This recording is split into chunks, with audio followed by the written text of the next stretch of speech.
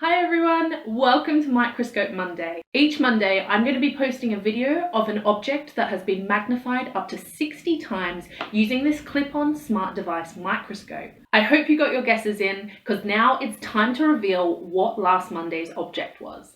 And when we zoom out we find that it's a pool noodle. Well done if you got that correct, and don't worry if you didn't because I've made them a little bit tricky. Here's the one for this week.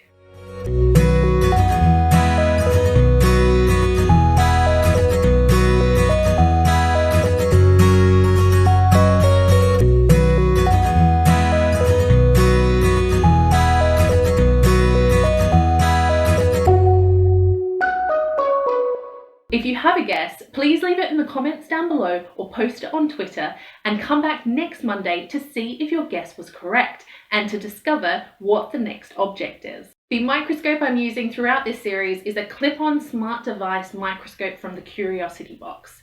You can get yours from the link in the description down below. Now, these videos aren't sponsored by the Curiosity box. I'm just a huge fan of Renee and the rest of her team and all the great work they do.